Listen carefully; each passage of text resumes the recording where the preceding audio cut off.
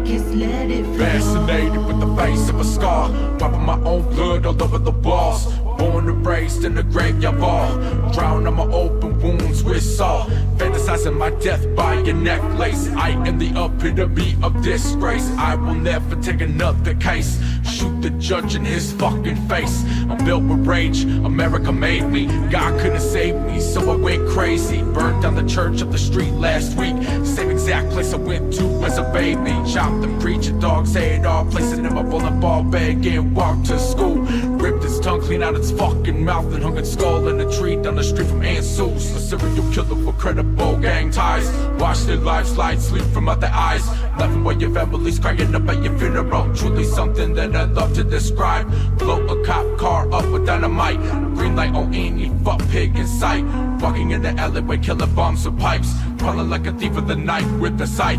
Shit and come and spit on your grave. Fuck your cunt wife with the ashtray. Gagging the backwoods, brush it with a gauge. Blow in the back of a melon like the World Trade. Life is harder than a bag of crack rocks. Swallowing my glory before hopping off the rooftop. Pick my corpse up and eat my cock. Strangle your baby with semen-soaked socks. What's up, everybody? Welcome to another episode of Horror Corridor, and we are here with motherfucking Bloody Ruckus. What's up, man? Yo, what's cracking? Nice to hear from the motherfucking cult leader, the Res Boy Cannibal, what else you got? You got so many nicknames, styles, flows. Like, how about you introduce yourself to everyone? My name is Bloody Ruckus. From Green Bay, Wisconsin. Also a member of Cult Activity, which is one of the projects that I'd be doing a lot. Some people call me the Tongue of the Beast. Some people call me Res Boy Cannibal. Lord of Wisconsin Devil shit. The Frank Zito of hip hop. Yeah, that's what I was waiting for. The Frank Zito. You're a huge Maniac fan, so I got my Maniac poster up here for you. Yeah, I see. Hell yeah, dude. You even got that Frank Zito track with the Maniac beat in the background, which goes so hard. I don't know if it's called Frank Zito. Is that actually? No, it's called I Warned You Not to Go Out Tonight. Yeah. Kind of like a Maniac tattoo right there, you know what I mean? I warned you not to go out tonight, you know what I mean? So voices in my head got me killing random people. Love it. Type shit. Yeah, man, and you got a lot of horror adjacent horrorcore. Like, you interject real movies, real crime. Sometimes you reference like heavy metal and like punk rock shit.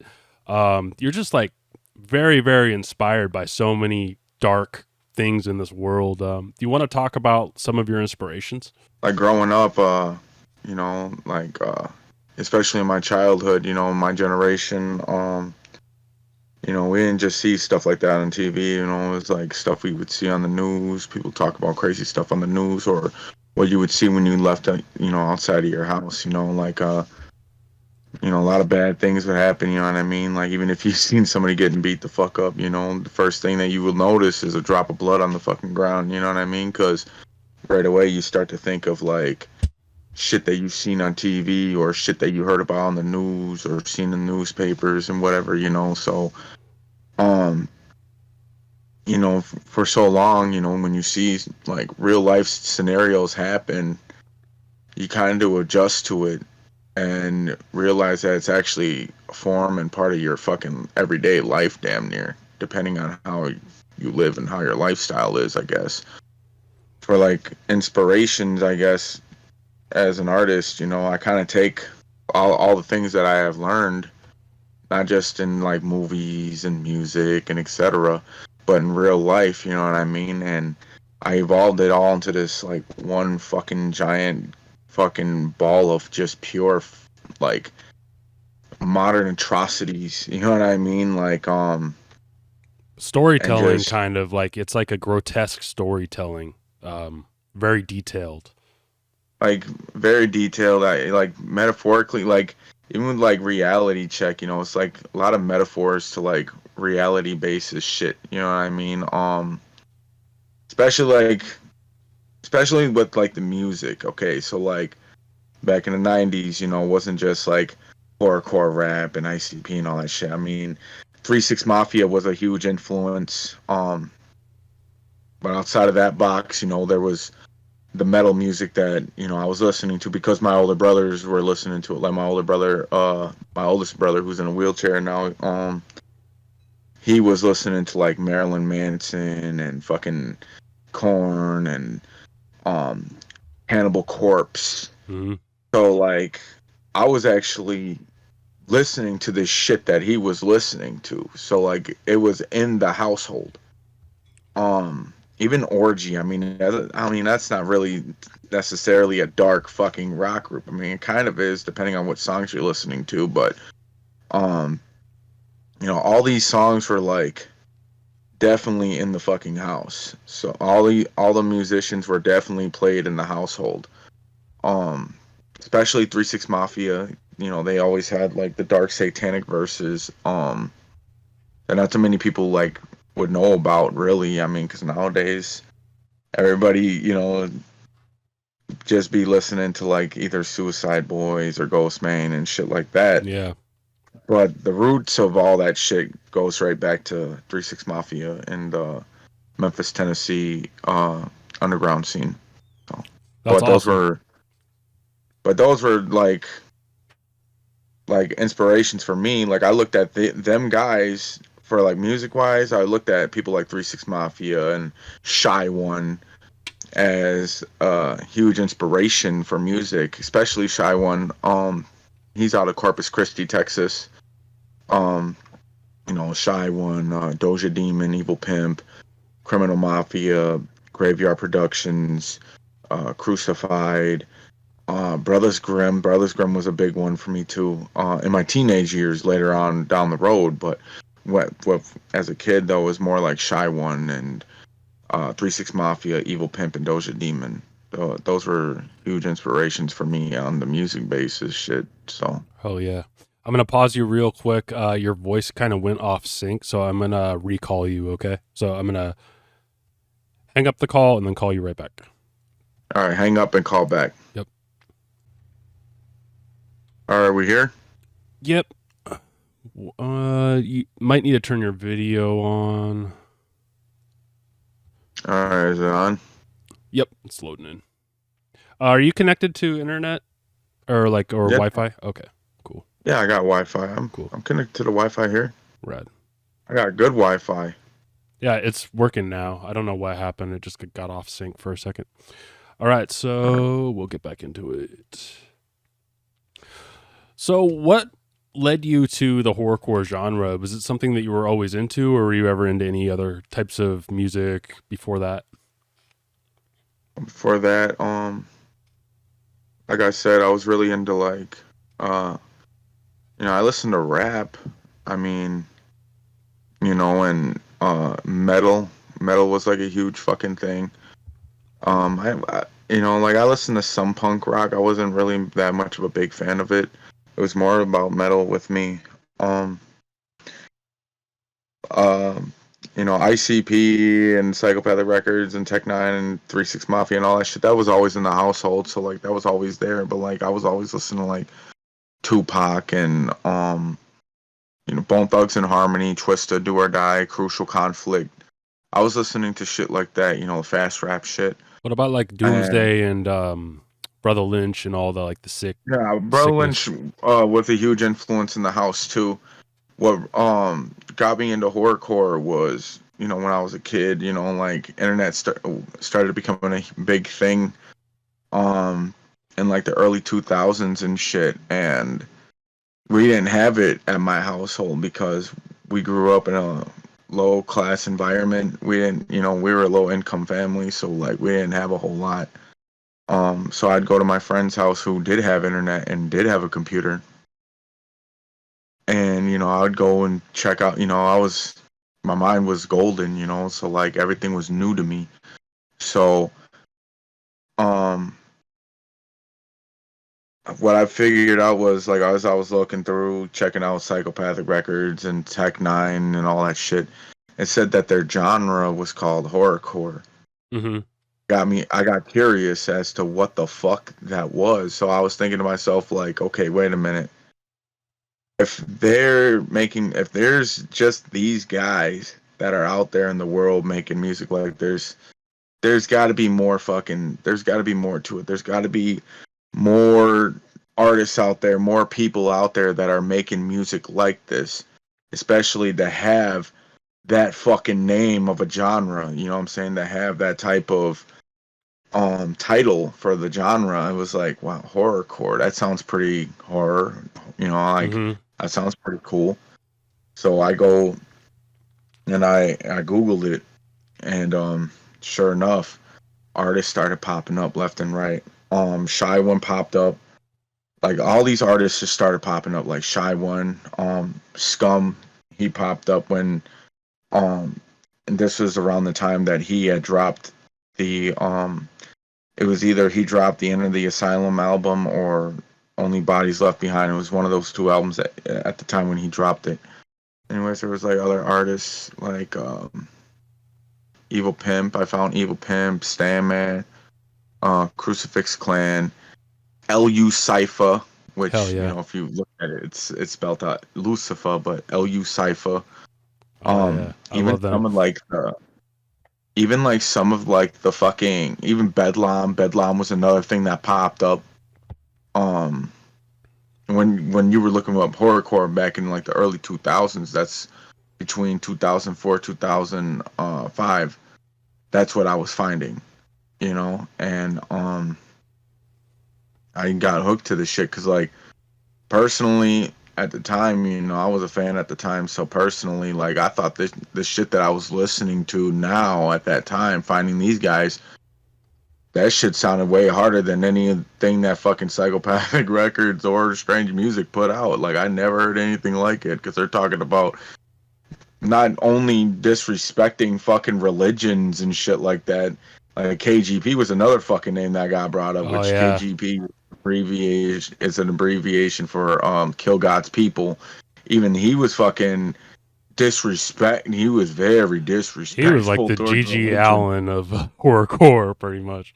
Like, in a way, kind of. I mean, kind of like when it came to lyrics, because like he was disrespectful when it came to religion, like very disrespectful. Or to everything. Like he's just the complete nihilist, like kill everything, kill God's people, you know, like he's very I don't think any other horrorcore artists really take it to that level of hatred. Maybe you, but not a lot of people. Like I could, you know, I've been on that level and I could still get on that, you know, I'm still on that level regardless. But like when I first heard it, it blew my fucking mind away. Cause like, it's like, dude, I used to wheelchair my grandma to fucking church and I'm hearing this shit for the first time. I'm like, whoa, dude. So it was mind blowing for me. You know what I mean? Like, yeah, because the clowns didn't really go against religion that much. So if that's kind of your starting point with horrorcore, like you're not hearing the blasphemy and shit until you get into the bedlam. Yeah, because like I, you know, like it's, you know, even when I found Cannibalistic had the song called God Is Dead. Like that shit blew my fucking mind. A lot of these songs blew my mind. Like Evil Pimp and all that shit. Like, yeah, they were talking about devil shit or whatever. You know what I'm saying? Like, they weren't going all off like, oh fuck God. You know, they weren't going off crazy like that. But Cannibalistic's like fucking rappers, a dead person on the altar and stuff like that. You're like, oh, shit like that. Like I was like, you know, I was a kid at the time, so like my mind is blown away just hearing this shit. Like they're talking about raping people and all sorts of crazy shit. I'm like, whoa. Nobody from Psychopathic or Strange Music would ever rap about this kind of shit. Boondocks would probably be the only, because when I first heard Boondocks, I was like, I can't believe they signed this dude. He's taking it way harder than everyone else. Not like he's KGP level, but like Boondocks used to rap about sexual. Boondocks is pretty good, but like these rappers I was listening to at the time were more like shocking. You know, like they had more shock value than anything I had ever heard at that fucking time. So I started getting more tuned in and shit like that, you know what I mean? But I was really what really caught my interest was Shy One. Out of all of them, Shy One had really caught my interest, and it just his shit stuck with me and shit like that, you know what I mean? Because like I stayed tuned in when I looked up horrorcore, I mean, I was tuned in on everything. I go to mp3.com, was on Mm-hmm. horrorcore.com. I was on all them little social media platforms and shit. Every time I go to my friend's house, go on the computer, I'd go hop right on the motherfucking on all them little social media platforms, checking out every fucking thing as possible, like quick as possible. Hell yeah. I was one of them fucking kids, 11 years old, 12 years old, fucking, trying to do some shit. Yeah, yeah. But that's what caught my interest of horrorcore was me actually finding shit on my own and actually digging, like actually digging, and the saying, if you want something, you're gonna find it, and that's pretty much what it was. Like I found so much of it, and basically, It's like a scavenger hunt too, because it's like you keep finding new artists. Like, whoa, I didn't know this one existed. Like, yeah, like McNasty and fucking like McNasty or like there's just so many of them. Like Intrinsic, that was another one. do you remember Separated at Birth, the group that Intrinsic, Big Nasty, Jason Porter, and like a bunch of Yeah, dudes? That was fucking awesome. Jason Porter was actually pretty dope at making beats. I'm not gonna lie on that. He still He was makes actually beats. hell yeah, like he's actually a pretty dope producer. I used to fuck around and like rap on his shit. Like, you know what I'm saying? Like, even when MySpace was a fucking thing and shit like that back in the day. Yeah, Jason Porter was definitely popping on there. Yeah, I Um, love his beats. He's got his own style. He's very like retro. I think people that dig like retro horror would dig Jason Porter's style because he puts a lot of that like old school vibes into it. Hell yeah. But pretty much, yeah, dude. That's how I got interested in the horrorcore. In that same year, in 2005, um, I started writing my own shit. You know, like a little bit after the passing of one of my relatives and shit, one of my cousins, I kind of got depressed and shit, and I started with poetry. But my influence on horrorcore was so heavy. I thought like if anybody can do it, I can do it too. These guys can do it, I can do it. Anybody can do it. So, First thing I fucking oh yeah, go ahead. Sorry. first thing I wrote about was shooting up a school. First That, song I ever wrote was talking about shooting up a school. and did that make it to album at all? No, because it was it was like the first thing that I ever wrote. I didn't start recording until a few years later, until I was like 15, 16. And don't you have a little bit of a story behind that, like lyrics? Like, weren't there some real life repercussions on that?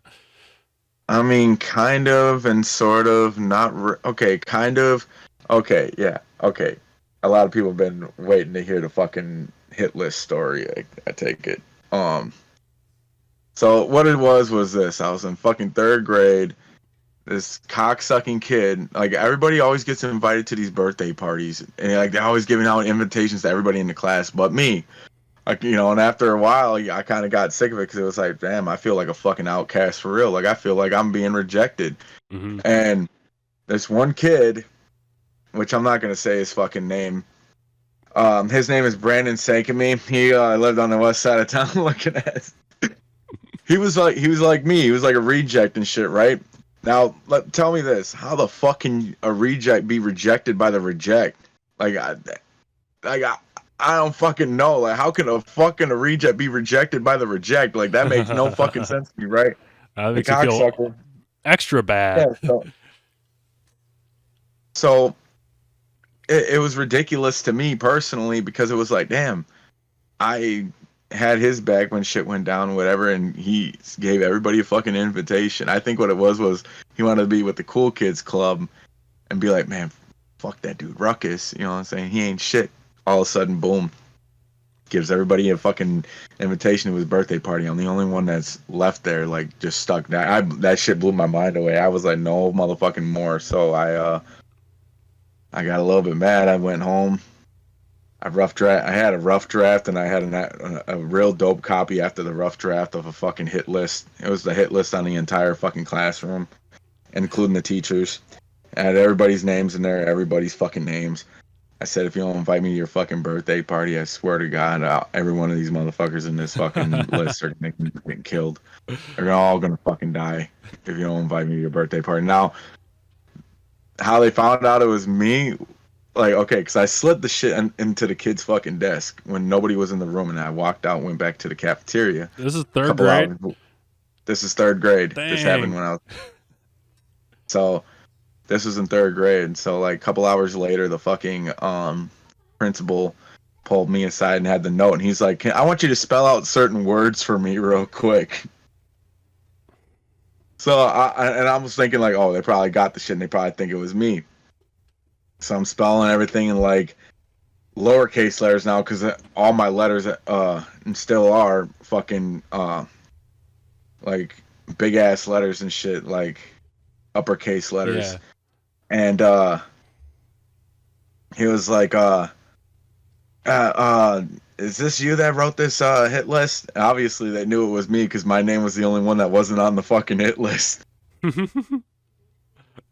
So I kept telling him like, nah, man, I probably got framed or something. I think someone's trying to frame me. But nah, they weren't fucking stupid because they already knew. Like, I was the only one that didn't get the fucking invitation. So I got kicked out of school for a couple weeks. Should have given you some credit for being able to write every kid's name in third grade. I think that's pretty impressive.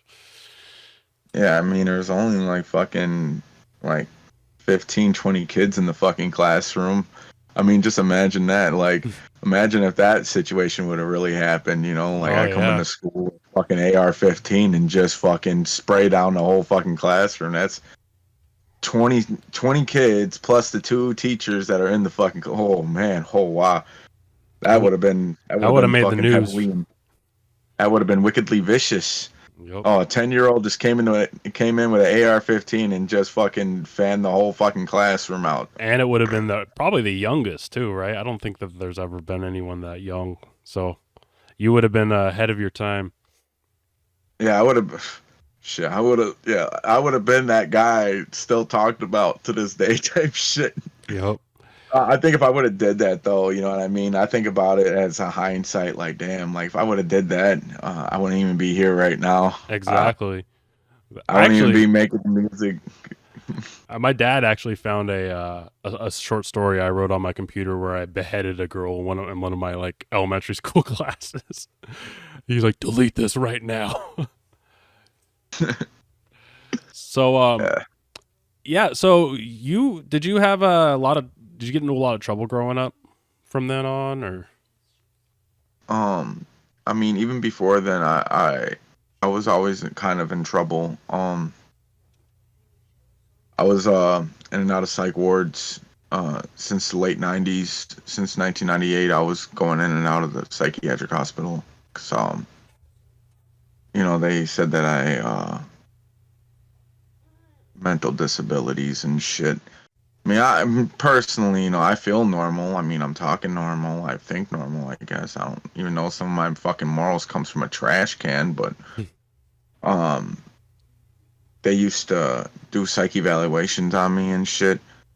I think the first time I seriously got in trouble was I was 9 years old and I got jumped by these fucking kids.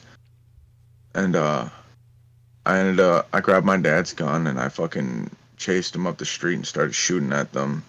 Hit the neighbor's house and shit. Shot out his window on accident. Damn, dude. How old were you? I was 9. Dang. That's crazy, dude. So what do you think, like, what do you think, like, causes that behavior? Like, what do you think, like, just rage? Just impulse, like, instant impulse of anger, because it's like, you know, growing up you get picked on and bullied and shit like that, like eventually like you're gonna lash out. That's like you fucking with a dog for so long, you keep fucking beating on that dog and shit like that, you keep fucking torturing this fucking dog, eventually that motherfucker's gonna nip at you. Yeah. And you can't blame anybody but yourself because you did that.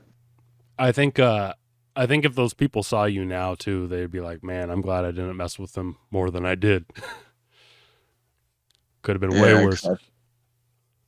I mean, for the motherfuckers, the three people that jumped me and ran off when I chased them with the gun and shit. Nowadays I think to myself like, I'm pretty sure that they should be. I'm pretty sure they're thankful that none of them bullets hit them. I guess. Yeah. You know. But I was in trouble for that. I did get in serious trouble for that. They had me see a psychiatrist twice a week for that, for almost a year. Dang. I mean, rightfully so. A 9-year-old with a gun running down the street. That's someone's got to address that. That's crazy. Yeah. Yeah. They, as a matter of fact, they actually used to, the teacher would actually drive me home from school because of that situation to make sure that I wasn't getting in trouble or anything like that. I only lived 2 blocks from my fucking school, from where that incident occurred. And the teacher would literally grab me up before the end of fucking class and would legit make sure like, oh yeah, I made it home without causing any type of ruckus or any type of fuckery that would potentially get me in trouble. You know what I mean? Yeah, or nobody's fucking with, like, messing with you either. Like, you're not getting jumped or anything like that either. Yeah. Except I don't think anyone's going to want to jump you after that situation. I mean, there have been attempts made, and some of them attempts have been carried out. But they say karma's a bitch. You know what I mean? Eventually, for most of the people that what I'm saying, for the most part, I got most of the motherfuckers back that ever got me. You know what I mean? Anyone that's pussy enough to jump somebody is going to get their fucking ass kicked because they can't defend themselves. I mean, basically, like, yeah, I mean, the way I look at it is like this. I mean, if nobody is able to face you one-on-one and they have to have people come out of their way on their behalf, just to go and take you out, knowing that, oh, yeah, like, he's by himself and shit like that, then, yeah, you are definitely a fucking big old fucking pussy, because to this day, I don't need any motherfucking body to fucking carry out my fucking dirty work when I can do it myself. Yeah, hell yeah. I'd rather get my ass kicked than have to get help. You know what I mean? Yeah, win or lose, I'm still gonna fucking beat the fuck out of you. One way or the other. Like, I don't care if I gotta come back with a bat, a hammer, screwdriver. I don't give a fuck. Like, I'm not you. You're not gonna see me with a gang of people unless they come in on my behalf with like a gesture without words. You know what I'm saying? They're gonna come out of respect. Motherfuckers, it happens that way. When they see their guy, you know what I'm saying, into a fight with a motherfucker, like, and it's fucked up that I say that, like, motherfuckers will automatically jump in because it's their guy. I wouldn't recommend that for my people, but they do it anyways out of that respect, Yeah, it's a tough line to ride, like whether to help your friend if you see him in a fight, because you want to ride or die for your friends, but at the same time, you want your friend to be able to hold his own. So, yeah, basically, and that's what it is. You know what I mean? Like, I mean, there used to be to say it back in the day, like, hey, if he starts getting the upper hand on me, fucking start jumping. There used to be that little saying, but get the knives out. Yeah, I think, like, the funniest situation was the one time I got jumped by these fucking 8 kids. They damn near almost fucking killed me.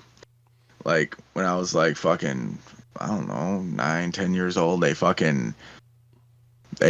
threw me under a fucking truck.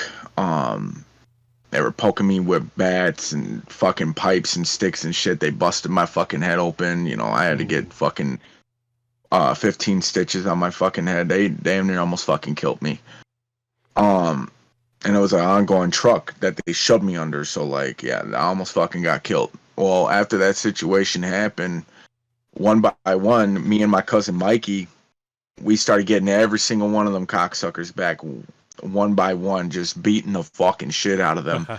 And Except for this one dude, there was only one dude that got away, and which I got a fucked up funny story about that situation. And he was the ringleader of all them little cocksuckers. So, um, let's fast forward, 10 years later. I'm 18 years old. I was living at my crib over on the east side of town on Webster, and I'm going through the newspapers, because I used to go through the newspapers all the time to check out the classifieds, see. Because I like to breed dogs, like pit bulls and Rottweilers and shit like that. So I always be looking to see if anybody's got any dogs available and shit. So as I'm going through it, I'm going through the obituaries, and I see the dude's name and his picture in there. The dude that did that to me, that got away, the ringleader, and it said that he got into a car accident, and his funeral was gonna be like, and his funeral was like 3 days. Like, after I was reading this shit, like, I was like, holy fuck, his funeral's in 3 days. So I think, like, the most fucked up trifling thing that I did out of that whole situation was, it was a hot fucking summer that summer. I didn't shower for fucking 3 days. And the funeral home was like 3 or 4 miles away from my house on the west side of town. So I literally walked in this beaming ass, humid fucking day ass street. Walked all the way there for like 3-4 fucking miles, and it was sweating out. It was bad. I fucking didn't shower for 3 days. It was fucking disgusting. So by the time I got there, I seen that dude's family was all outside. They were all crying for him. His friends and family, his girlfriend, wherever the fuck. All like, oh yeah, he's a good person. He didn't deserve this. In the back of my mind, I'm thinking like, oh, he didn't deserve it, huh? Let's talk about how he almost fucking killed me and shit like that. And he's that much of a good person. Fuck, threw me under a fucking truck, damn near almost killed me. Right? Mm-hmm. So I walked up in there, and I seen that his mom was over there, and I walked up to his mom, and I was like, hey, I was actually really good friends with your son. And whatever, I'm lying to her the whole fucking time, and that's because I wanted to get at least a little bit of time alone with this little cocksucker. So I was like, is it cool if I can have some time alone with him so I can say my final goodbye? She's like, yeah, sure, go ahead. So she goes into the around the corner in the other room where her fucking sisters or wherever the fuck we're at. I walked up to the cocksucker in his casket. It was an open casket. He was wearing a fucking he was wearing like a light blue button-up shirt with a tie and a brown suit, shit like that. I fucking dug underneath my fucking nutsack. I grabbed a bunch of Famunda cheese. And I walked right up to him, and I was like, you in hell, you fucking asshole. I flicked him in the face with it. I wiped it on his face and wiped it on his fucking shirt and everything. And I fucking I started walking out and shit, and his mom was like, did you say goodbye? I was like, yeah, I said my final goodbyes and everything. As I'm telling her this, she had this weird look on her face like, wow, this guy stinks. I think I'm having a fucking funky fucking scent of shit right now. So I'm pretty sure, like, for whoever tried to go up to that casket, they had to have smelt the Famunda. They had to have had a scent of the Famunda. That Famunda was fucking fresh. That Famunda was fucking disgustingly fresh. That fucking shit was disgustingly deliciously fresh. Dude, you're gonna make me barf. But it's the truth, though. You think I'm just gonna sit here and make this up? Like, that's the truth. Like, if I couldn't get this cocksucker back in life, I guarantee I'm gonna have him buried with a piece of me for eternity. You wanna fucking jump me and damn near have me fucking killed? Guess what? Now you got my Famunda with you for life. Well, not for life, but for eternity. Huh? How you like me now? But here's the thing, though. After that situation happened, I called up I left the fucking place. I ran up the street. I went to this payphone around the corner on the corner of Fisk and Admiral. They used to have a payphone on the corner. Well, it was actually Fisk and Mason. I called up my cousin Mikey, and I told him to come pick me up. And where the fuck? So my cousin Mikey comes and picks me up, and I was like, hey, cousin. And my cousin's like, shit, hold on, let me roll these windows down real quick. And I told him the whole story about what happened. You don't wash your hands? Like, he was like, motherfucker, remind me not to shake your nasty ass hand later on, bro. You gotta go home and shower. So I go home and shower. Now the nasty part was I kept the fucking drawers. I kept the drawers and I had it in a fucking plastic bag and I hung it up in the fucking garage. So months go by. They're still in the fucking garage. The drawers are still in the garage. Well, this I had some gang banging homies of mine and shit, because, back in the day, we all gang banged and shit, We're not going to get really into detail with that, but I had a little gang party at the fucking house. And one of my guys brings this chick over who just so happened to be related to the fucking dude that fucking jumped me, that passed away and all this shit, right? She just so happened to be like his cousin or some shit. And not only that, her family's part of this rival fucking set that, rival gang that didn't really like us and shit. And she was all drunk talking shit or where the fucking, I was telling her, like, yo, you better, you're in the wrong motherfucking neighborhood to be, bumping your motherfucking gums and shit. Like, I'll have my motherfucking homegirl, I'll have my motherfucking sister drive over here and beat your ass.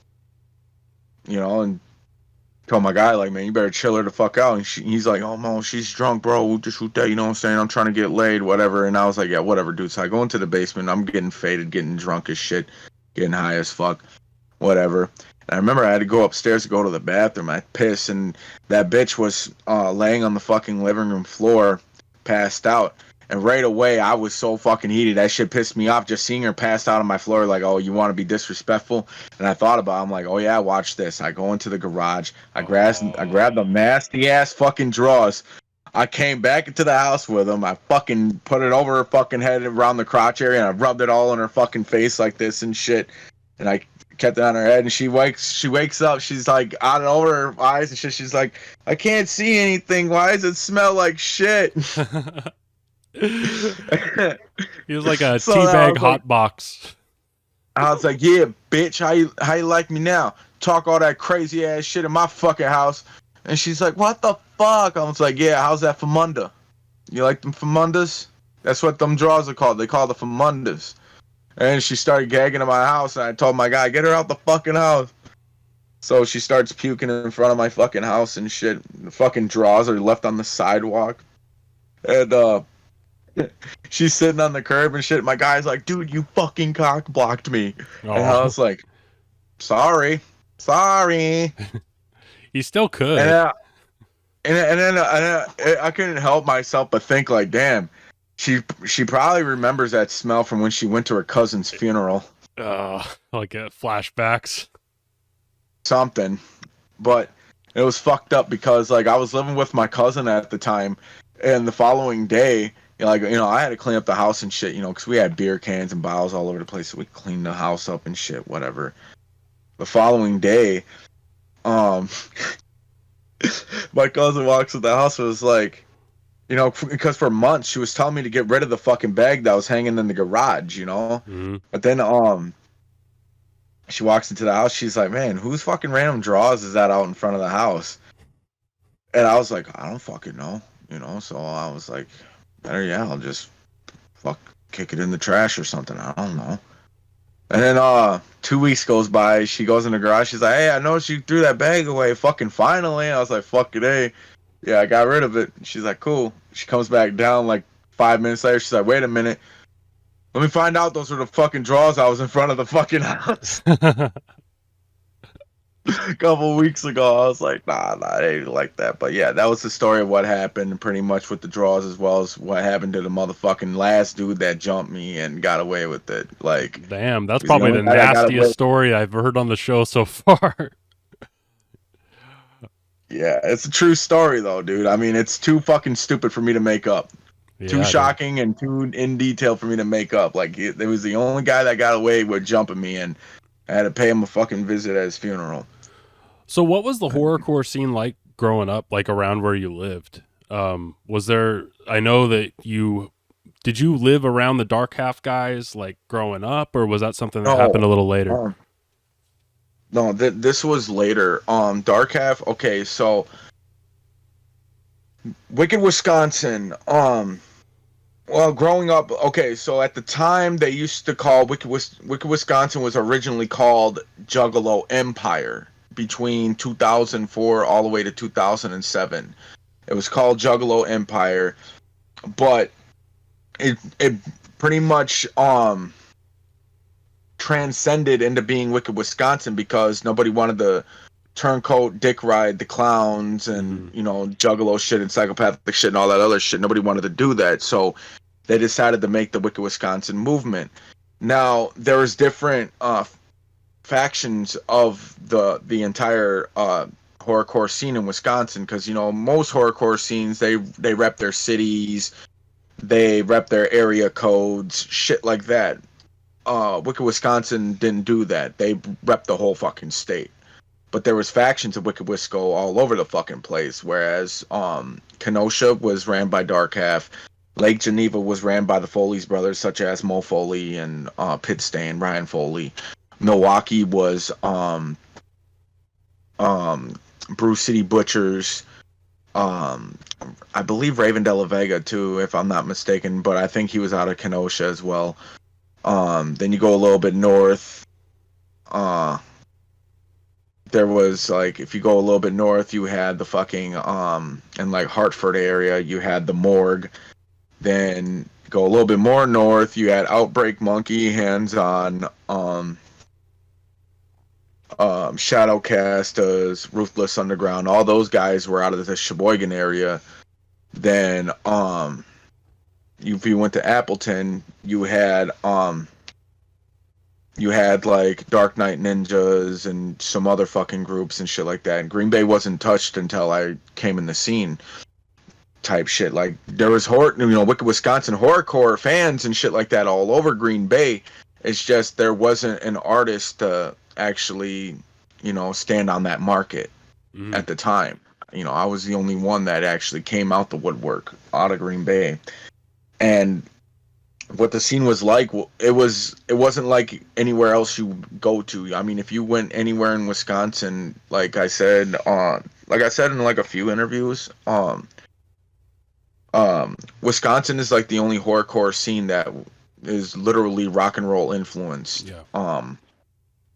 As far as how people carried themselves, the people, the demeanors of others, the clothing they wear, the styles of how they rock their shit is all rock and roll influenced. I never seen a fucking scene anywhere in this fucking country that is actually like our scene. I've been to plenty of fucking cities and states and their horrorcore scenes, and it was never like how ours was. It's less urban, a lot more flannels, Carhartts, metal shirts, and that's kind of how the Northwest flannels, is too. A little bit. Yeah, pretty much flannel shirts was a huge thing out here. Denim jackets, how we wore our shit like black clothing, all that shit. That was kind of working class mixed with heavy metal, I think would be a way to put it. Yeah, heavy metal and punk rock, you know what I mean? That's the scene out here. If I went everywhere else, it would just be a bunch of scrubby fucking either Juggalo cats or some shit like that, you know what I mean? Anywhere else I went in the fucking country, they just looked like they were just scrubbed out skater kids, you know what I mean? South Pole jackets and Jinkos. Yeah, that's I mean, Jinkos was rocked out here too, but only at a certain extent.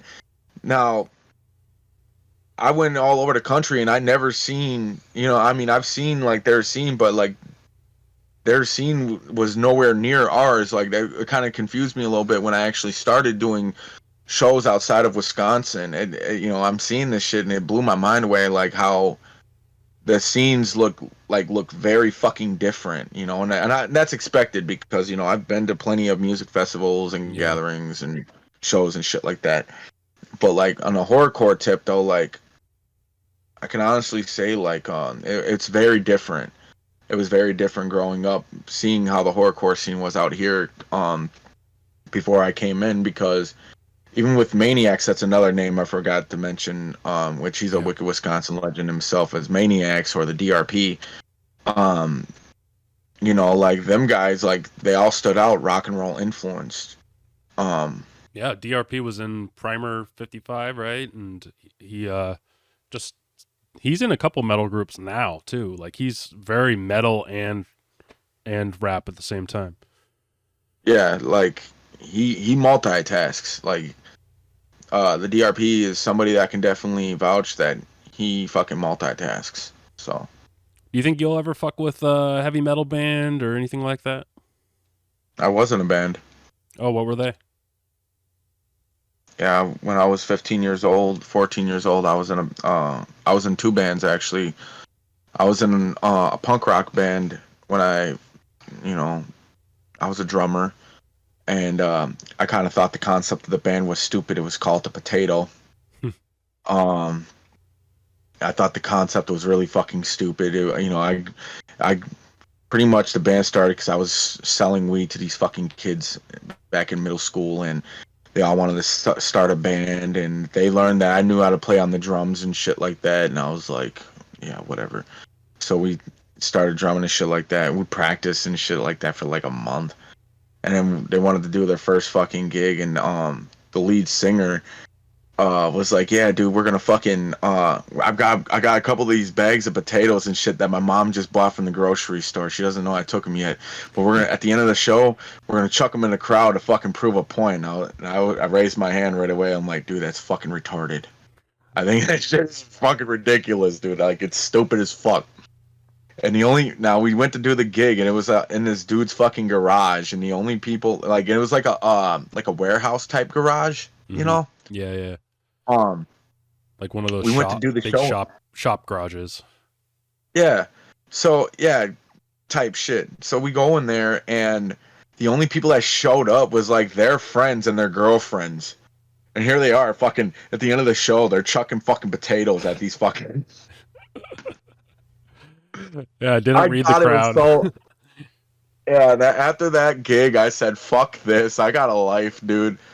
But the second band that I ended up joining was called Broken Reflections. In fact, I was in middle school at the time. I was in 8th grade. I had joined because my cousin Cody had put me on because I was in choir. And he knew I knew how to sing and shit. You know, like I could sing. You know.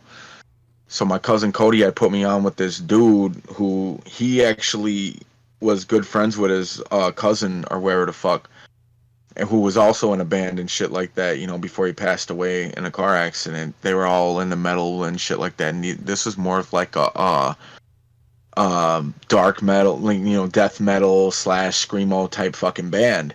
And there wasn't just, you know, one vocalist. I wasn't the only vocalist. There was another vocalist on there that fucking screamed all the fucking time. You know, like, he was really good at, you know, doing pig squeals and shit like that.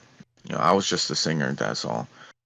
And I was in that band for about pretty much a year, almost a year. Did 3 gigs with them. You know, and it was a pretty decent band, 3 or 4 gigs, and I ended up leaving before Res Boy Cannibal, right? This is before the Res Boy Cannibal Jam, and this is before all of that. Okay. This is before I ended up leaving the fucking band, so like and whatever. But I left the band for that specific reason. You know, I told him, like, dude, I'm a fucking rapper. All right, I'm a rapper, dude. Like, I don't want to be in a fucking band and, you know what I'm saying, having to deal with this shit. Like, I got other plans and shit like that, you know what I mean? Which blows my mind away, because to this day, locally, that band is still a fucking thing. They're still relevant. Wow. What are they called in again? The local Broken Reflection. Okay. Wow. Like, are there any, like, relevant recordings of you on there? Like, is there any way people could trace back your old voice or anything? I'm pretty sure there is. I'd have to, like, dig. Like, Okay. I'd have to hit up my guy Daniel, which he was a former member too, but I'm pretty sure that he has some of the old CDs and tapes, because we used to put the shit on either CDR, or they would actually do it the old-fashioned way and have it on a fucking cassette tape. Yep, I remember those days. Yeah, so like tapes would sell good too. Oh yeah, trust me. Like in But if I the can get rock scene. oh yeah, definitely, because that's like a fucking like mobilia right there. Like, you Yep. know what I mean? Like, that's like mobilia at its finest to have is a fucking cassette tape. Yep. Plus, like, it has that like grimy sound to it, you know, on a tape. Yeah. And you can't scratch it like a CD. Yeah, but you can fuck up the film on it. That's true. That's true. You can fuck up a tape pretty bad. So, did you have the operatic voice? You know how you have kind of an opera style. That I'm guessing you learned that in choir, right? Probably Yeah. singing with your Yes. diaphragm, very deep. Um, your early rap music didn't have a whole lot of that singing on it. Did you decide to kind of just drop the singing at first, and then it kind of came back in later? Like, um, like when I started doing the rap thing and shit like that, like, it was kind of there, but it was very rare. Like, it had to be like certain beats and shit. Like, prime example, one of the first songs that I did was Hell I See, and which featured Mango Main and Blaze 920, well, my best friend Sona. He's Hmong Nida, which, you know, he's half Hmong and half Oneida Native American, just like me. You know, I'm Oneida Native. He on the course of that song, there was, you know, somewhat not like opera singing, but more of like a grudge type of fucking rock singing, if you will. Yeah. And that was when I was like 15, 16 years old when I recorded that song, Hell I See. Which you can find that on YouTube. Okay. Yeah, that's track Uh, 5 on Nightmares from the Res too. So, yeah. and there's a few songs on Nightmares from the Nightmares from the Res. That's your first release, right? No, the first release was Coming Out the Woods. Oh, okay. Well, I haven't been able to find that anywhere actually. It's very rare to find because it was like only like it was like exclusive out the trunk type shit. You know what I'm saying? Like Yeah, yeah. like you can only find it in the streets because this was before like YouTube and all that shit. I feel like I've heard a song from you, Coming Out the Woods. Isn't there a song like Yeah, that? that song was one of the songs from that EP, Coming Out the Okay. Woods. Yeah, so It was one of them, and it blows my mind away because it's the only song that is traced online for out of that whole fucking EP, out of that whole 8-song EP. That's awesome. Yeah, because as soon as you said that, I was like, that sounds super familiar, but I've never heard of the actual album. I've only heard that like that lyric, that song. But yeah, I mean, you did dabble with the singing on Nightmares. I'm trying to think. Don't Scream had a little singing. Don't Scream. You're getting the That one's the second one. The first, Don't Scream, that one's on Nightmares from the Res. That one's the first Don't Scream, which that one had like you know, like I was still, you know, I didn't know how to like go dabble with vocalism and recording sessions at the time. I didn't know how to harmonize vocals at the time because I was still new to the shit. And studio wise, I was still new to all this. But yeah, like, you know, there were songs like even like In My Soul, it had some shit like that. You know what I'm saying? Like In My Soul was like a deep one. You know what I mean? Gore is What I Worship. You hit some high notes on that one. Gore is what I worship. It's like a lot more like you're trying stuff. I think that was one thing that was really cool to see about Nightmares from the Res is that you're not just rapping. You're like trying all this new stuff. You're getting experimental with it. Yeah, like I did, like it was like a variety of like flows. I had intricate styles in there, you know what I mean? Like it was very versatile because like one minute you're listening to a boom bap type track, next minute you're listening to a fucking 3-6 Mafia type song. Yeah. Next minute you're listening to some like street shit. You know, it's dibble dabbling all over the fucking place. It's literally all over the fucking place, you know. You even had like a native anthem on there. Yes, was that War yes, Party? I did. I can't remember. Yeah. What, yeah. That song's sick too. Just like the meaning behind it was really cool. Yeah. It's a great album, man. I went back to it after not listening to it for a while, and I'm just like, it's just knowing that he started here and then like see the potential that you've grown. It's just like, it's astronomical, but at the same time, it's like believable too, because you definitely had something at the beginning. So is Dark and Cold, would that be your next release? Dark and Cold, yes, Dark and Cold was the next release right after Nightmares from the Res. Okay. And that's got I Be Hearing Voices, which is that's I think that was one of the first songs I heard from you other than Handprints. Was Handprints on this one? No, it wasn't. But yeah. No, Handprints is more of a single, but there has been talks that it's a possibility of being released on the upcoming Funeral Macabre album, so that Handprints does have a home instead of it being single. You know what I mean? Yeah, I mean that's a catchy track. But yeah, Dark and Cold is a little EP. Do you have anything to say about that one? There's some sick songs on here. Fred Vogel is a filmmaker that both you and I enjoy, the August Underground maestro. Yes. You guys did a little tribute song to him, which has Gino Cultshit on it, and Damien. Is Damien on that? Yeah, Damien's on yes, it. Yes. Yes. That's kind of like early Cult activity before Saw the Ghost came in. I remember this. Sorry, I'm changing subjects a lot, but I remember when you guys when you did the first Cultshit Christmas. It was just you and Gino, and I thought that it was just Gino singing on that song because I wasn't too familiar with your voice yet, and I was like, "But Gino's trying all this new stuff with his voice. Like I have never heard Gino sing this way." And then I looked and I was like, "Gino Cultshit featuring Bloody Ruckus." I was like, "Holy crap, man! This dude is like." He's next level. And then I saw you were part of Cult Activity shortly after that.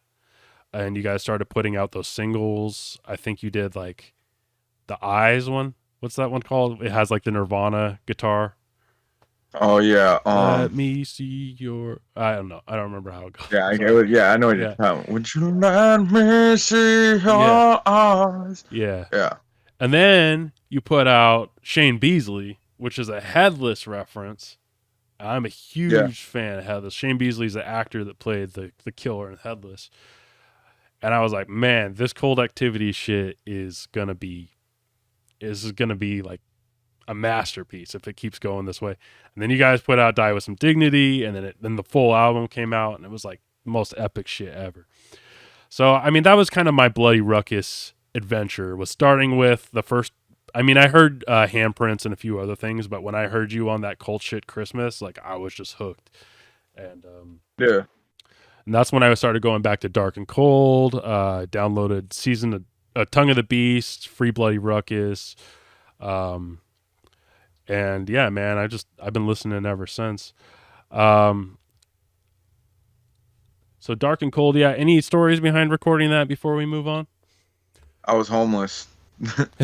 Yeah, I was homeless. I was out, I was like I was literally in the streets, going couch to couch. I was going through some crazy shit. I was homeless. I had a daughter that was just about to be born, you know what I mean? Going around with my baby mama at the time.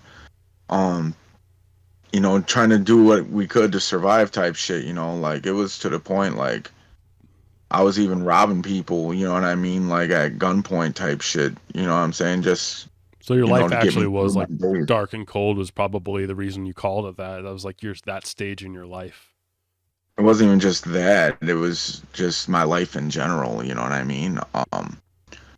Like it was some crazy ass shit, because not only that, like this is at the time working on the album was at the time when Wicked Wisconsin, the movement itself picked me up, you know what I'm saying, and showed me around. Little did they know was I'm legit, like in the streets. I don't have a crib. Like, yeah, sure, I might have a name going around right now, but literally I'm out here in the streets. I'm not fucking around. Like seriously, I'm ready to shoot somebody just to fucking make sure that I'm living good, because I'm not doing good. I'm really not doing good. I'm fucked up. You know what I mean? And So in the process of making this album, yeah, I was literally homeless. So I'd go back and forth, to the studio, and if I wasn't at the studio, I'll go to another friend's house, and um, I'd try to get jobs and shit, and I'd get completely turned down, and wherever the fuck, um, like the streets would completely turn me the fuck down and shit, and I'd have to resort to like crime. You know what I mean? It sounds fucked up, but it's the truth. Like Yeah. even hitting licks on local drug dealers just to fucking have some dope to sell and make money just so I can eat or have a place to stay, get a hotel room, something, And it was that fucked up for me, going couch to couch, and but by the time I came to actually me settling down, like I ended up going to live with my cousin, and Bob Aldridge was living with me, which, he's pretty famous in the horrorcore scene out here. You know what I mean? Like, he's a really good, like, street teamer and shit. Yeah, I'm subbed to his YouTube. Yeah, so, like, and which is funny because he is that guy to show you, like, his YouTube is like a door for you to see what the fuck goes on behind closed doors. Yeah. What happens behind the It's scenes. like a bloody Ruckus I mean? museum in there.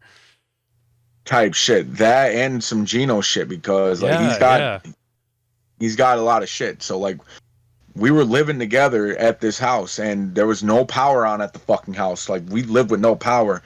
We were struggling so bad that we couldn't even afford weed. Like, we used to take all the fucking seeds and put it in this filter and swing it around just so we can grab all the little pieces of fucking particles of shake and smoke the fucking shake from all the fucking seeds and stems. Like, it's fucked up. Like, we were fucking really struggling at the time. Like, it was bad. Like, no power on.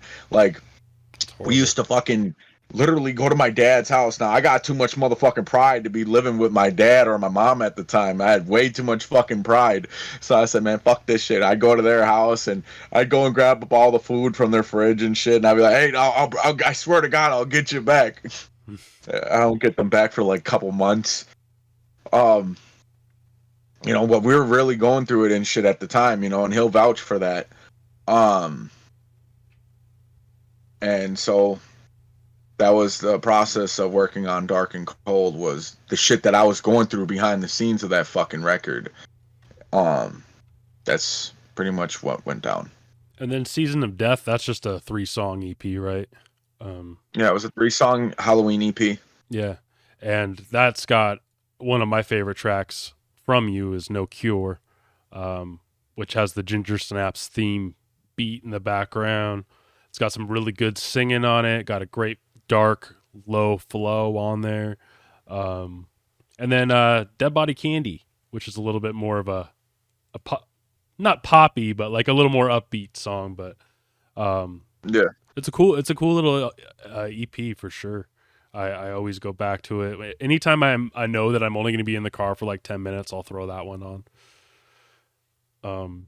But then you come out with My Bloody Valentine, 2017. It's a pretty big album, but it never officially dropped. Am I right? No, like it did drop. It came out in 2016. Actually, it came out in 2016. Like, it wasn't like, and it's kind of fucked up because there are Bloody Ruckus fans that don't even know that album exists. Dude, but I had to try. I had to look so hard to like find it, and I eventually had to rip it off of YouTube into MP3s because I couldn't find it anywhere. Like, what, a physical copy? Yeah, I couldn't find physical or anything. Oh no, the physicals were available on Cult Gear, on the Cult Gear website at the time, and basically, like, they're still around. Like, I mean, fuck, I still got physicals, for Christ's sake. You know what I mean? Oh, I need one of those. For sure. We'll definitely hook it up. But yeah, it was released in 2016 and shit, right before I got incarcerated. But yeah, it's a pretty decent album. It's I guess. I'm right now. I'm making a most underrated horrorcore albums lists right now. I'm going to do an episode about it, but I think this might make it to that because I think every song on here has like something worth like checking out. So people should. I guess YouTube, is that the only way to listen to it now, or is it on any other sites? YouTube is like the only platform that it's on. Yeah, that's what I thought. Do you think you'll ever try to get any of these releases that we've been talking about on streaming platforms? I think Nightmares from the Res is the only one other than the Cold Activity. Eventually, it's a process. You know what I mean? Like, but it's definitely gonna get done. It's just gonna take a little bit of time. Hey, I'm a busy guy nowadays. You know what I mean? Oh yeah, working but at it's gonna definitely. You're a butcher now, right? Yeah, I'm a butcher. It was very fitting. Bloody Ruckus gets covered in blood every day now. Literally. Literally, like, and it sounds fucked up that I'm gonna say this, but I have more body counts at a slaughterhouse than I do on people in my own fucking songs. It's fucked up. Do you eat meat? Yes. Yeah. You a big meat fan, or does the slaughterhouse just make you hungrier? No, slaughterhouse makes me want to fucking puke, to be honest with you. Because of the fucking smell, you know what I mean? The smell, it's so fucking terrible. Especially like when you're gutting the cows, like, oh my god, it just makes you want to fucking puke, And there was one day I was actually second guessing on actually like trying to figure out why the fuck I'm eating steak and I'm doing this shit, right? But I came to the conclusion like, well, fuck, I might as well just keep doing this shit and say fuck it, and just keep butchering these fucking animals and shit. So, yep, it's something that's been going on for hundreds of years. So, I mean, people have been slaughtering animals and eating them. Basically, Do you ever fuck with that? Do you ever fuck with that fake meat? Beyond Meat? No. No. It's good shit, man. Good shit. I never fucked with that shit. I don't think it came out before you were in prison. Like, it must have been weird getting out of prison and being like, what is all this fake fucking meat everywhere? Yeah, personally, no. It's more like rather eat what I was growing up eating. So what all has changed since you got out of prison? Like, was it weird getting out? Was there things that were different? A lot of things. Streaming. I'm not used to this streaming world. Yeah. I'm not used to the world where you can actually go on Tubi and all this other shit. Like, I know about Netflix and all that shit, but like Tubi and Hulu and music streaming, all this shit, all that's fucking new to me. I'm not used to that shit. Instant everything. Like, I'm not gonna bullshit to you right now. Like, I literally watch DVDs to this fucking day, or VHS cassette tapes. Seriously, like. Me too. and it's because I know deep down, like, oh, if the world goes to shit, yeah, you ain't gonna have no motherfucking power to fucking watch your little stupid fucking streaming shit. I'll have a motherfucking generator set up and I'll have everything hooked up and just watch my DVDs and shit on my TV and whatever. Hell yeah, man. And you got out of prison right on time for that new August Underground collection on Blu-ray coming out pretty soon. Around time, huh? Yeah, it's coming out pretty soon. Yeah, well, at least I know what I'm looking forward to. New masturbation material. Yeah. Have you ever met Fred Vogel? No, I had not meet him yet. I know I've heard stories though from like Damien. Damien's met him before. He was on our old show. And I haven't yet awesome. to meet him, but I have seen him on movies and shit like that. Like, fuck, I got him on this one movie. Besides like the August Underground movies, like S&M Man. Have you seen the S&M Man or Sandman? Sandman, I actually have that on DVD. I just bought that actually. Yeah. He gets interviewed in that one, and he says some funny ass shit about like getting a labia injected with shit-filled needle or something. Yeah, he was a. Yeah, I'm not gonna lie. Like, he's very creative. He is. I Very think. creative when it came to like snuff films. You know what's funny is, um, when I first seen his movies, my guys were all telling me like, "Yo, it's a real snuff film and shit," but they all bullshitted me. Oh, they're They're trying to all trick you. fucking lying. Oh yeah, until I seen the credits and shit, then I was like, wait a minute, this ain't no fucking real snuff film, you lying fucks. They just did such a good job though, using that like old deteriorated VHS shit, and like Yeah. it fooled the Canadian border because they took all his movies when he was going over the border to go to a convention. So he had like thousands of dollars worth of August Underground to sell at the convention, and they took it from him because they thought it was snuff. And then when they found out it wasn't snuff, they still kept it. Fucking bogus. Yeah. Canadian border is crazy when it comes to like obscene material. So be careful if you're ever crossing the border with some of your merch. Oh yeah. I don't think I'll ever be allowed in Canada. They'd have to like, cause I'm a 3-time convicted felon in the United States of America. So like, I'd have to sneak, I have to sneak through the border. I've actually talked to some fans about it already.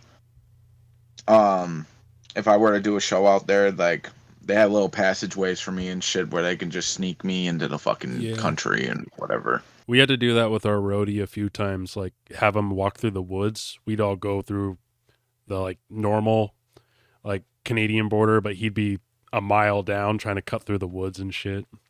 It was and then you're just like, dude, I hope our merch guy's on the other side. We're sitting there waiting for him, and then you just see him way in the distance, and you're like, oh, thank God he didn't fucking die. Hell yeah. All right, so now we're going to get into the topic that a lot of people are probably pretty interested in, and that is your, I guess, you want to talk a little bit about why you went to jail? Because I think a lot of people have the wrong story misconstrued on what happened. Yeah, a lot of people think that I went to prison for 3 years over the pinky chopping incident or whatever the fuck, which has got nothing to do with that, you know what I mean, at all. I was revoked on paper due to somebody calling my parole officer and making up a bunch of allegations. Made up 7 allegations and shit like that, and pretty much like the whole situation with me going to prison was a result of retaliation from an obsessed fan who got blacklisted by my guys from all the concerts due to her obscene behavior and psychological drama. You know? Okay. So this chick had the idea like, oh yeah, if these fuckers over here are gonna fucking blacklist me from all the concerts, I know it's gonna fuck these guys up pretty good. I know Bloody Ruckus has a huge fucking name out there that's helping keep the scene together, and I know he's on probation. If I get him locked up, everybody else is gonna crack, crumble, and fall. You know what I mean? And she literally went out of her way to call my PO and say, oh yeah, and he had a gun in the music video for Cult Activities Die With Dignity. He was leaving state without travel permit. He was publicly performing when he wasn't supposed to publicly perform. He was smoking weed. He was selling drugs. He was doing all this crazy ass shit. He jumped some dude with a gang of people and extorted them for $20,000. All types of crazy ass shit. Like, I had a call from my PO. Told me to go into the office right away. He was bringing up flyers to shows. I was like, what? Just because my face and name on it doesn't mean I'm performing it. I'm just helping promote it. Fuck are you talking about? And he's like, oh, well, can you explain what this is? And it was a picture with me and the gun. And in the music video. So I was like, dude, I'm telling you right now, that's a fucking prop, asshole. And he's like, well, we're going to conduct a search warrant at your house. Now, at the time, I had guns and drugs in my fucking house. So when they came and they brought me to my crib, like, obviously, I knew there was people at my house because the driveway no time to clear it out or anything. Huh? You had no time to clear anything out or anything. No time to clear nothing out. And of course the driveway was filled with cars, so like there was obviously people at my fucking house. And so the parole officer had me in the back of his squad car. There's 3 other cops. They're going around knocking on all the fucking doors and windows. I'm like, dude, there's nobody home. They're like, you sure there's nobody home? I'm like, no, I'm pretty sure there's nobody fucking home. And they kept going around and he's like, are you sure there's nobody inside that's just like ignoring us and not trying to open the door? I'm like, dude, they're all driving the fucking cab. You know? So eventually the PO was like, fuck it, we're just gonna take you to jail. What time's your mom or whatever get off work? I'm like, 6 o'clock. So he brought me to the jail. As soon as I got there, I called my mom and I told her, I was like, yeah, the PO's coming over there to do a conductive search warrant or wherever the fuck at the crib and whatever, you know. Yeah, and I need you to clean out that basement and shit like that, because you know how the dogs like to make a mess down there. And I mean, really clean it out, because the PO's coming there to flip the house upside down. And pretty much that was a code word. Like, my mom understood that code real quick. Like, oh, hey, this is what it is. My son's got shit in that basement he's not supposed to have down there. Yeah. So it's time to get rid of everything that he's got down there. Like, you know, and that's what pretty much happened. She got rid of everything. Fun day for your mom. Yeah. Going through all that stuff. But that's like, a great mom, man. You still have good relationship with her? Yeah. That's good. So yeah, a lot of people were just still to this day are like, bloody Ruckus ate someone's pinky or some shit, and they don't even like try to dig deep to figure it out. And that never fucking happened. That whole little 8 fingers, no, that shit's retarded as fuck. That shit's not true. Like, nobody ate no fucking finger. None of that cannibalistic shit ever fucking happened. You know what I mean? I know, because I was there, you know what I mean? Like, I'm literally the source of that whole situation. Like, I was there. There ain't nothing like that fucking happened. But no, like, pretty much I went to court for the revocation hearing and shit like that. I beat majority of the allegations. I only lost the 3 of them.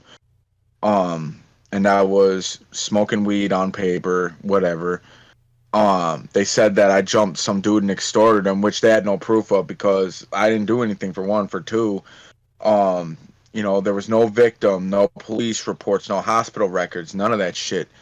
And where the fuck, and all they did was go off of this bitch's hearsay, this chick that called the like police on me and shit like that, or called my PO on me just to get me locked up out of spite for Damien. So they fucking took her word over 13 of my witnesses' words. Like, I even had Scum on the motherfucking like phone on the revocation hearing. I had Scum and like 12 other fucking people call in on my behalf on the revocation hearing to get me out of fucking jail. And they took that bitch's word over mine, and I got thrown in prison for shit I didn't even do, basically. That was bullshit, man. I was saying it the whole time you were in. Anytime anyone would bring it up or whatever, I'm like, nah, you got the story wrong. Or I'd tell them, I'm like, there's just a lot of dumb stuff going around, including scammers that were trying to like not even hijack your account, but start new ones with like misspelling your name, but like with the same profile picture. Yeah. And about that, like, yeah, people were trying to like scam people, you know, trying to use it to their benefit to like get money out of my fans and all this other crazy ass shit by claiming to be me. But here was their downfall. This is how people started finding out that they were scams, was that they were hitting up people that are actually, that know me and that are close to me, like you Chuckles. know what I mean, like hitting like Chuckles. Oh yeah, Chuckles was a huge one. I'd always hit up Chuckles and be like, is this the real guy? And he's like, nope, that's scammer, report him. Yeah, like Chuckles, or like Bob. Oh yeah, Bob was like the worst one to try hitting up on there and shit like that. Bob was like, yo, what's up, brother? And the dude's like, what's up? It's more like if I had a phone in prison and I would have been talking to Bob, I would have been like, oh, I miss you, dude. I love you, brother. Just with that. And I would have been like, it wouldn't be anywhere like, oh yeah, what's up? Like, whoever this was tried treating Bob like a fucking fan or some shit. Yeah. Not realizing that relationship of what the fuck it is. Like, nah, dude, nah. You ain't Ruckus, motherfucker. You know what I mean? And it was so bad because they kept trying to make these profiles. And it came to the point I said, fuck this shit. I had a phone snuck into prison. And I got on the real fucking Bloody Ruckus Instagram on live stream with this shit, like letting it be known, like, no, motherfucker. Fuck you little con artist, scam artist, motherfuckers trying to scam my fans. I ain't got time for none of you little goofy McToofy, Weasel McBeasel ass motherfuckers thinking you're gonna try to come out the woodwork and use me being in prison to your advantage to try to fucking make money off of people because you ran out of your stimulus checks, you fucking losers. I remember that. I was like, holy shit, bro, Bloody Ruckus is live. What the fuck? Like, I thought you were out or something. I did not know. And then I saw the video, and you were like sitting outside in like an outdoor seating area. And I was like, okay, he's still in prison, but like I was like really, really surprised that the video was live. You could tell I was in prison because I had my prison identification card from the Wisconsin Department of Corrections. Like, I was showing the world, like, straight up, I'm still in prison. I was wearing all grays and all. I was still in prison. I remember, you know, and I was like, he lost a lot of weight too. You were like skin and bones when you were in there. Were you working out constantly? Yes. Talk a little bit about that. Like what all did you do to change that up? Lift weights. You know, I had a proper diet. Push-ups, sit-ups, burpees. Burpees was like a huge fucking cardio. Running for a mile. I mean, this was like a Monday through Friday workout, you know, for 30 minutes. I mean, if you're working out, I mean, even a little over 30 minutes, sometimes it'd be an hour to 2 hour workout.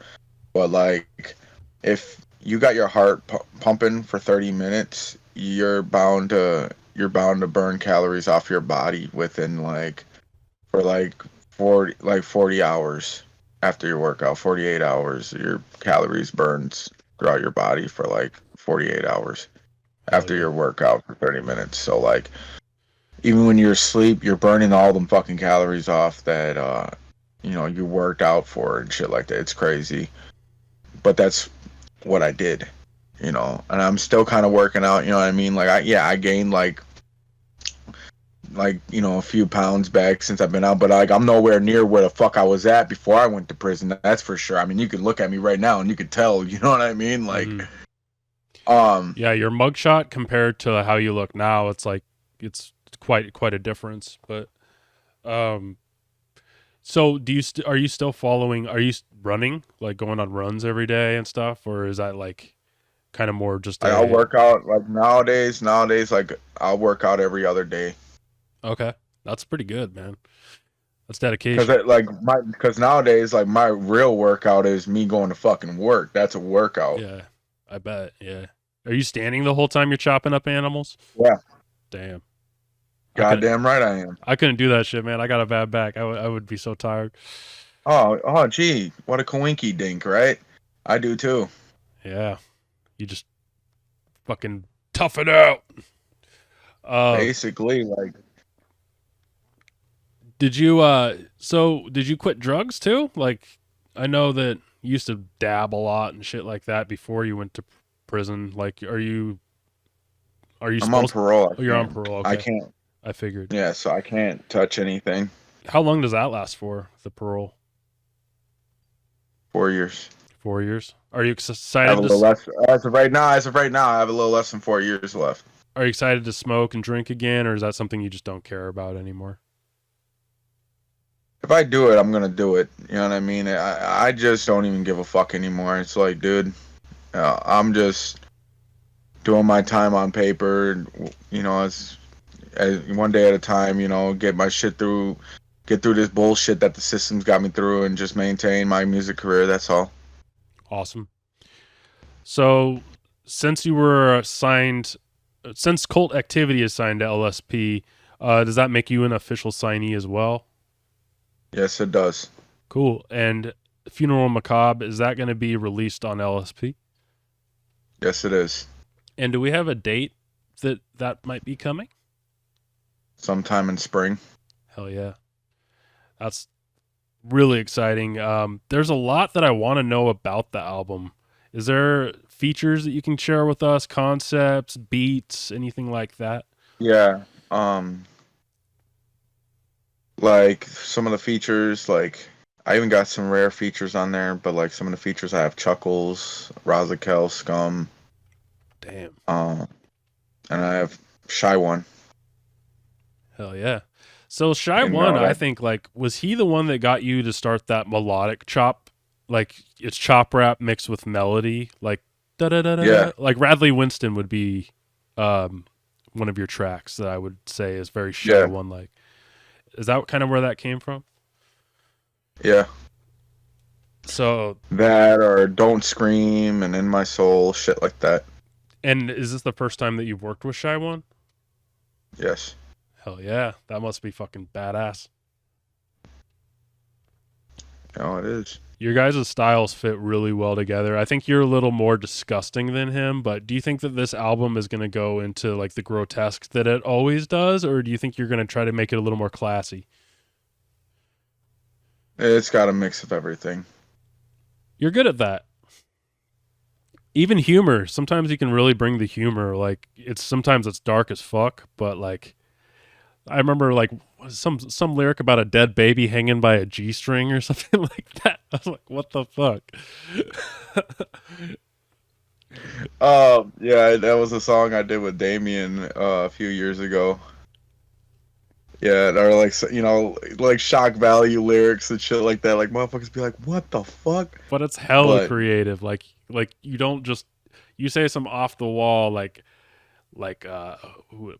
MC Bush Pig kind of shit. Like you're not like just talking about I'm gonna hack you up with a machete. You're more like getting deep, graphic, and anatomical about it. Yeah, like like if I'm not talking about like some like crazy fucking satanic fucking dark devil shit, like melodic fucking street shit, if you will, like dark street, like devil shit. You know what I mean? Satanic rap, like then yeah, you're gonna get nothing but some real fucked up, like horrific content out of me, if you will, like shocking content. Because to me, shock value is like a huge fucking thing, and that's for people to actually remember you and talk about. And there's some people that just be all like weirded the fuck out. Like, does he really do this shit? Like, of course not, you dumb fuck. You know what I'm saying? Like, yeah. And shock value's been important to me my whole life when it comes to music. Like Guar is one of my favorite bands. Marilyn Manson was really important to me for a while. He kind of sucks now, but all that kind of shit. Like when there was that mystery behind the artist where you're like, did he really do that kind of shit? That was really. I felt that way about. I felt that way about Brother Lynch Chung. I used to really think that he was eating people. Yeah, well, I mean, when I was young, I was like, I kind of wonder if this man was really out there fucking eating people because of Big Lurch fucking. I was about to say, it turned out it was Big Lurch actually doing it, and the motherfucking Brother Lynch had to have done something. You know what I mean? Yeah. Like, that's how I thought about it. Yep. Yeah, and I think even with you, with the rumors and all that stuff, like you could play into it, but at the same time, it's also kind of corny to follow that, like make stuff that's not real up about you and ride with it to make yourself appear more evil. Kind of like Mayhem used to do, except they did some real evil shit too. But I mean, no. Mayhem really did a lot of that shit. Yeah. Like, yeah, but they also exaggerated it as well, because they just wanted to make themselves look as evil as possible, whether it was real or fake. Like when they were talking about eating Petty Young V's brains and shit like that. Yeah, I've heard that that's true, and I've heard that it's not. Like I've heard both stories. It's like a yin yang twist with the whole situation. You'll never know what the fuck really happened, I guess. You know what I mean? Like the bone fragment necklaces and stuff like that. Yeah, like we'll never know if that really happened. But like as far as like the church burnings and all that shit, Yeah, no, that that's happened. real. Yeah. That fucking happened. Basically, I don't know, there's some shit that's real and some shit that isn't, I guess. You know what I mean? Mhm. Like, if motherfuckers are by me every day, they'll actually see the truth. You know what I mean? Like, they'll see the real fucking me. You know what I mean? I think like, the stories you told in this episode already are almost like more terrifying than the Pinky rumors, like that whole like wiping your ball sack on a corpse and then running down the street at 9 years old with a gun firing at your bullies, like that shit's pretty fucking brutal. Yeah, that shit happened. And like cutting off a pinky and drinking the blood and filming it, if that's the story that's going around. Like I actually have a friend that cut his own pinky off and ate it on film. His name's Daniel Valiant. He goes by White Gardenia. And yeah, you can watch that. He called the police afterwards, told them he was going to release the video and asked if there were any issues with it. And they said there wasn't. So you really can't go to jail for consensually cutting off a pinky and drinking the blood. So, well, I'm gonna tell you right now. I'll tell you right now, dude. We went to motherfucking jail. Oh, I thought you said that it was because of a probation. Oh no. Like I'm talking when the case first happened. Oh, okay. You understand? Like the case happened in 2016. I didn't get sentenced until 2018. Okay. And then I didn't go to prison until I didn't get revoked on probation until 2019. That's a lot of years. Yeah, so I was on probation for a whole year before they decided to fucking revoke me and go to prison. Wow. Yeah, that's what was kind of confusing for me too, is because it like seemed like you were in and out of there for a while, and I was just like, I was like, why? If he's already out, why is he back in? Like all that shit was complicated for everyone, and no one really got a solid answer, and that's probably why a lot of the rumors came up. Yeah, like, you know, obviously rumors are gonna be coming around and shit like that, especially like when the shit gets blown out of proportion too, like the whole blood drinking thing, shit like that, like when they'll try to like point fingers and say Ruckus did this, Ruckus did that, Ruckus did this, Ruckus did that. No, shut the fuck up, you stupid fucking cunt. I didn't do shit but hold a fucking camera like any other American would have did.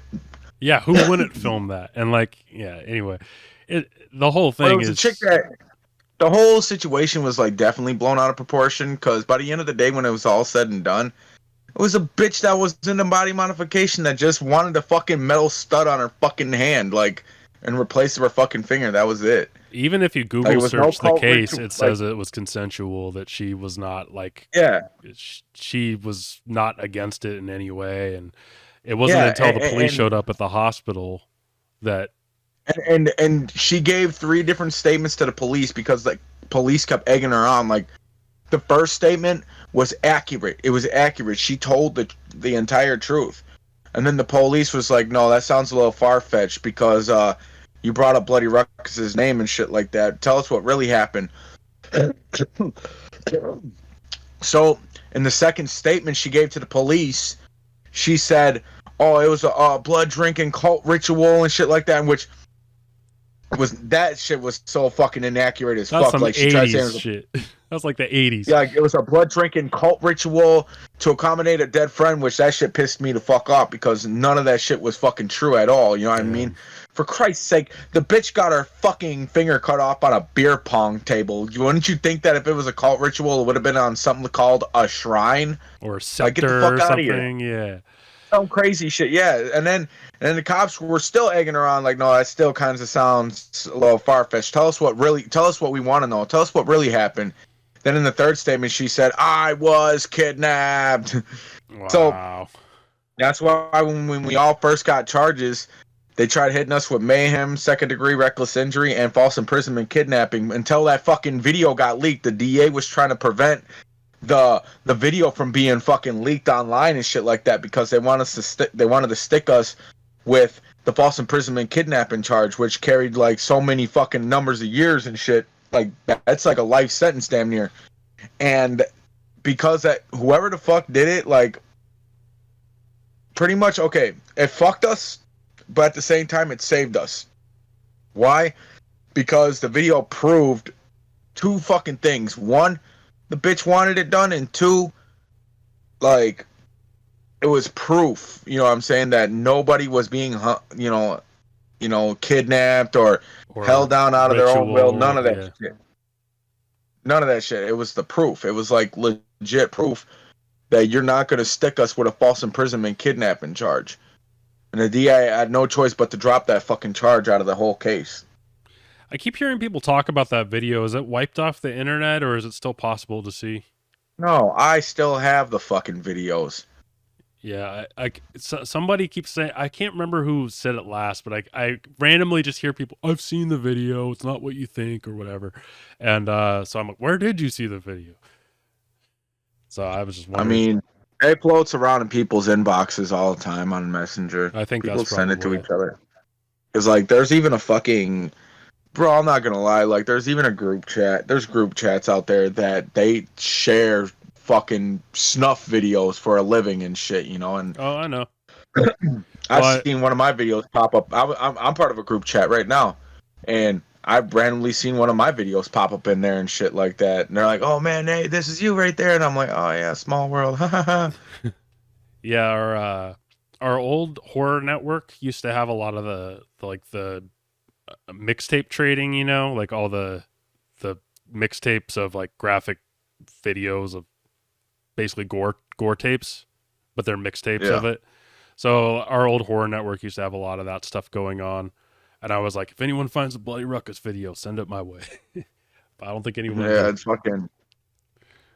Yeah, man, I used to go on this one website that had shit like that called bloodshows.com. That was a huge fucking website at the time. They used to sell like all their little snuff videos on DVD and shit.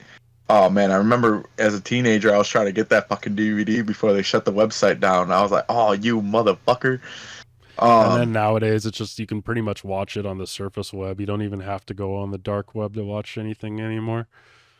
Like I still kind of do because like I'm subscribed to this YouTube channel called Disturbed Reality, and this this dude from England. He actually talks about a lot. He actually gives like good insight on a lot of the videos that I grew up watching, and he gives backstories on them and shit. You know what I mean? Mm-hmm. Like, and there's some videos that he brought up that caught my attention and shit. You know what I mean? And like I could, you know, I'd actually dig down. I would actually dig down and try to find these fucking videos that he was speaking of and shit. And boy, I wish I could download them motherfuckers.